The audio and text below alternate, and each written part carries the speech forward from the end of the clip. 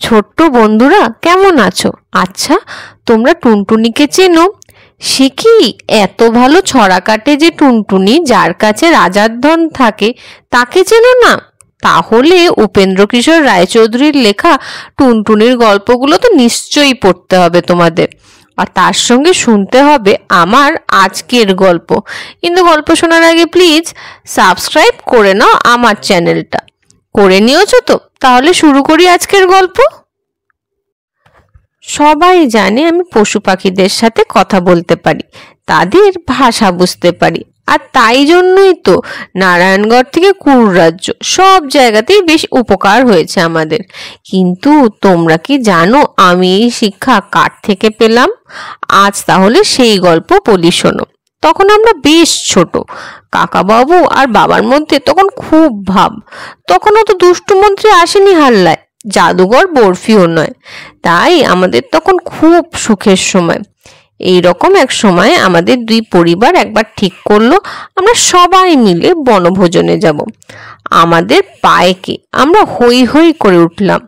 ঠিক হলো সুন্ডি থেকে কিছু দূরে এক পাহাড়ি গ্রামের কাছে আমরা যাব বনভোজনে। সেইখানে নাকি এক সুন্দর ঝর্ণা আছে। এইসব জেনে তো আমি আর মুক্তা খুশিতে নেচে উঠি। আর নাচবো নাই বা কেন? তখন আমাদের কতই বা বয়স হবে, 8 কি 9। সেই সময় শিশু সুলভ আনন্দ অনুভব করব না তো কি বুড়ো বয়সে এসে করব? যাই হোক, দিনক্ষণ সব ঠিক হলো আমাদের বনভোজনে যাওয়ার। আমাদের দুই পরিবারের সঙ্গে চলল বাবার প্রিয় সভাগায়ক। তখন তেনারা কোথায়, এই ওস্তাদি তখন বাবাকে উচ্চাঙ্গ সঙ্গীত শুনিয়ে মনোরঞ্জন করে। তাকে ছাড়া বাবা কোথাও যায় না। আর এদের সঙ্গে ছিল কাকাবাবুর সব খেলার সাথীরা।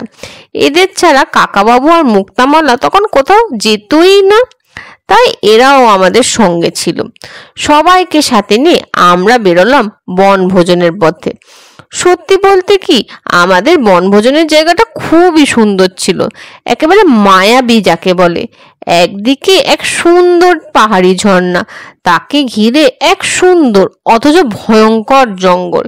সেই ঝর্ণার জল এসে নামছে এক উচ্ছল পাহাড়ি নদীর গায়ে, আর সেই নদীর তীরে আছে এক বিশাল মাঠ। তার চারিপাশে না জানি কত গাছগাছালি আর নাম না জানা পাখি। সেই সব দেখে আমাদের খুশি আর ধরে না। আমাদের বনভোজনের জায়গা ঠিক হলো সেই নদীর তীরে। সঙ্গে সঙ্গে আমাদের সবার তাঁবু খেটে গেল সেইখানে। রাজবাড়ির খানসামা রাঁধুনিরা ফল মূল সবজি সব খুলে আনলো বিশাল হাতির পিঠ থেকে। অন্য হাতির পিঠ থেকে নামলো নানাবিধ মশলা আর রান্না করার হাঁড়ি কড়াই। সেপাইরা কেটে আনলো কাঠ আর খুব তৎপরতার সঙ্গে বানিয়ে দিল একটা বিশাল উনুন। খুব শিগগিরই শুরু হলো বনভোজনের তোড়জোড়। বাবা বললেন, চলো মেয়েরা, আমরা একটু নদীর ধারে গিয়ে বসে প্রকৃতির শোভা উপভোগ করতে করতে ওস্তাদজির একটা গান শুনি। কাকাও বললেন, না না, গান শুনবো না, তার চেয়ে চলো আমরা লুকোচুরি খেলি, আমাদের খেলার সাথীরা তো এখানেই আছে, বেশ মজা হবে। এই প্রস্তাব শুনে বাবা জোরে হেসে উঠল, কিন্তু আমরা হাততালি দিয়ে বললাম, হ্যাঁ হ্যাঁ, লুকোচুরি খেলবো আমরা। অবশেষে বাবা মা ও কাকিমা নদীর তীরে বসে ওস্তাদজির গান শুনতে লাগলো, আর আমরা কাকাবাবুর সঙ্গে লুকোচুরি খেলায় মেতে উঠলাম। প্রথমে চোর হলো কাকাবাবু। তিনি গুনতে শুরু করলেন। আমি আর মুক্তা ঠিক করলাম আমরা একসঙ্গে লুকোবো। সেই মতন আমরা কাছের জঙ্গলের দিকে এগোলাম। কিন্তু কিছুটা এগোতেই একটা গোঙানির মতো কিছু শুনলাম। আমি আর মুক্তা দুইজনে শব্দটাকে অনুসরণ করে গেলাম একটা বড় অশ্বত্থ গাছের কাছে। কাছে গিয়ে দেখি একটা ছোট্ট টুনটুনি পাখি মাটিতে শুয়ে কাতরাচ্ছে। মুক্তা তখন সবে চিকিৎসাবিদ্যা শিখছে। সে বলল, দিদি, আঘাত দেখে মনে হচ্ছে কোনো ব্যাধে তীর মেরেছে ছোট্ট পাখিকে। আমি বললাম, তাহলে এখন কি করবি? মুক্তা বলল, দিদি আমি তো এখন সবে চিকিৎসা বিদ্যা শিখছি, বিশেষ কিছুই জানি না, তবে মনে হয় আগে এই পাখির রক্তক্ষরণ বন্ধ করতে হবে। এই বলে সে নিজের শাড়ির কিছুটা ছিঁড়ে তা বেঁধে দিল ছোট্ট পাখির ক্ষতে। রক্তক্ষরণ বন্ধ হলে সে বলল, চলো দিদি, একে এবার আমাদের বনভোজনের জায়গায় নিয়ে যাই, ওইখানে রাজকবিরাজ আছে, সে নিশ্চয়ই এই ক্ষত সারিয়ে তুলবে। আমি বললাম, বেশ, তাই চল। এই বলে আমরা পাখিকে নিয়ে গেলাম আমাদের বনভোজনের জায়গায়। কাকাবাবু আমাদের দেখে বলল, পেয়েছি পেয়েছি। আমি একটু বিরক্ত হয়ে বললাম, কোথায় তুমি পেলে? আমরাই তো তোমার কাছে ধরা দিলাম। কাকাবাবু মাথা চুলকে বলল, ও হ্যাঁ, তাই তো। বাবা বলল, কি রে, তোদের হাতে ওইটা কি? আমি পুরো ব্যাপারটা বাবাকে বললাম। বাবা রাজকবিরাজকে ডেকে পাখির ক্ষত সারাতে বলল।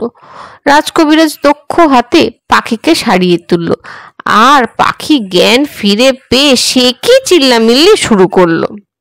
কখনো সে বলে, রাজার ঘরে যে ধন আছে, টুনির ঘরে সে ধন নাই। আবার কখনো বলে, ব্যাগ ভারী বাজে লোক, টুনিকে দিল ভীষণ শোক। উফ, কি ক্যানক্যানে গলা রে বাবা! আর জ্ঞান ফিরে পেয়ে কেউ এমন তাণ্ডব চালায়, না দেখলে বোঝা যায় না। আমাদের কানে তালা লাগার জোগাড়। কোনো মতে কানে হাত দিয়ে বললাম, আরে বাবা, ছড়া না কেটে বলো তো ঠিক করে কি হয়েছে। তা বকলে কি আর এ পাখি কথা শোনার নাকি? সে তার ক্যানক্যানে গলায় ছড়া কেটে কেটে যা বলল তার সারমর্ম হলো এই পাখি হলো টুনটুনি পাখি। একবার হলো কি, রাজা তার মোহর শোকাতে দিয়ে একটা মোহর ফেলে যায়। টুনটুনি তা নিজের বাসায় নিয়ে গিয়ে জনে জনে বলতে থাকে, রাজার ঘরে যে ধন আছে তার ঘরেও সে ধন আছে। রাজা প্রথমে ব্যাপারটাকে গুরুত্ব দেয় না, কিন্তু টুনির এই অপমানজনক কথা কত আর সহ্য হয়। তাই রাজারও আঁতে ঘা লাগে, এবং একটু বেশি ভাবেই লাগে। টুনি যেমন রাজাকে অতিষ্ঠ করে, রাজা তার চেয়ে দ্বিগুণ তার জীবন দুর্বিষহ করে দেয়। এমনকি তার 7 স্ত্রীকে টুনটুনিকে ভেজে খাওয়াতে বলে। কিন্তু রানীদের অসাবধানতায় টুনটুনি পালিয়ে যায়, আর রাজাও রানীদের নাক কেটে দেয়। শুধু রানীদের নয়, টুনটুনি রাজাকেও নাকে দড়ি দিয়ে ঘুরিয়ে তাকে প্রায় ধোঁকা দিয়ে তার মোহর নিয়ে এইখানে পালিয়ে আসে। তার মোহরের কথাটা নাকি অনেকে শুনেছিল, এবং তার মধ্যে এক গরিব ব্যাধও ছিল। সে ব্যাধটাই ঠিক করে সে এই মোহর চুরি করবে এবং টুনিকে আহত করে তার মোহর নিয়ে পালায়। সে পালায় আর আমাদের জন্য রেখে যায় টুনটুনিকে, যে এখন গান গেয়ে ছড়া কেটে মাথা খারাপ করে ফেলছে। অবশেষে মুক্তা বলেই ফেলে, আচ্ছা তুমি মোহর নিয়ে কি করবে? তুমি তো বাজারেও যাও না, কিছু কেনোও না। ব্যাস, যেমন বলা তেমনি তার আবার ছড়া কাটা শুরু হলো। রাজকুমারীরা বাজে ভারী, তাদের সাথে আমার আড়ি। যা, আমাদের ভাবি বা কখন হলো যে টুনটুনি আড়ি করছে? কিন্তু সেই কথা বলার সাহস তখন আমাদের নেই। তাই বললাম, আচ্ছা বেশ বেশ, শান্ত হও, দেখি সে ব্যাধকে কোথাও পাই কিনা। এই জঙ্গলে তাকে খোঁজা ভারী মুশকিল এখন। টুনটুনির বলল, রাজকুমারী ভারী বোকা, জানেন না তো কোনো প্রাণীর ভাষা। আমি রেগে বললাম, বোকা কেন হতে যাব, জানো আমি কত শাস্ত্র জানি। টুনটুনি বলল, শিয়ালের ভাষা জানো, কুকুরের, বক পাখির, বিড়াল ছাড়া কেমন করে কথা বলে জানো? জানো কি কোকিলের শিশের মানে? কিচ্ছু জানো না, জানলে পরে ব্যাধ ধরা পড়তো ঝট করে। বলে সে আবার ছড়া কাটা শুরু করলো। রাজকুমারী ভারী বোকা, জানে না তো কোনো প্রাণীর ভাষা। আমি এবার বললাম, ভারী এলেন আমার ছড়া কাটিয়ে বলি, এতই যদি সব জানো শিখিয়ে দাও আমায়, ব্যাধের থেকে আমি তোমার মোহর নিয়ে আসি। টুনটুনি একটু ভেবে বলল, মূর্খ রাজকুমারীকে একদিনে সব শেখায় কি করে? আমি বললাম, কি বললে? আমি মূর্খ? দেখোই না শিখি আমি সব পারি কিনা। টুনটুনি বলল, রাজকুমারী মূর্খ নাকি, দেখবে টুনি এবার ঠিকই। এই বলে সে ছড়া কাটতে কাটতে আমায় নিয়ে বসলো। প্রায় কয়েক ঘন্টা ধরে শিক্ষাদান পর্ব চলল। একটা ব্যাপার লক্ষ্য করলাম, ছড়া কাটার জন্যই হোক বা টুনটুনি রমন তর্বরানির জন্যই হোক, আমি কিন্তু বেশ কয়েকটা পশু পাখির ভাষা খুব তাড়াতাড়ি শিখে গেলাম। তার মধ্যে অবশ্য পাখির ভাষাই বেশি ছিল। যাই হোক, অনেকগুলো ভাষা শিখে টুনটুনিকে রীতিমতন পরীক্ষা দিয়ে আমি বেরোলাম ব্যাধের খোঁজে। সঙ্গে অবশ্য বাবা বেশ কিছু সৈন্য দিয়ে দিয়েছিল, একা আমাকে কিছুতেই যেতে দেয়নি। মুক্তা ছিল টুনটুনির কাছে, রাজকবিরাজের আদেশে সে টুনটুনির সেবা করছিল, তাকে সময়ে সময়ে ওষুধ দিচ্ছিল। যাই হোক, আমি সৈন্য নিয়ে ঢুকলাম বনে। চারিদিকে পাখিরা চেঁচামেচি করে হল্লা শুরু করলো। আমি শান্ত হয়ে শোনার চেষ্টা করলাম ওরা কি বলছে। দেখি ওরা বলছে, রাজকুমারী মৃগয়াতে এসেছে নিজের ফুর্তির জন্য, এবার নির্ঘাত আমাদের প্রাণে মারবে। এই কথা শুনে আমার ভারী কষ্ট হলো।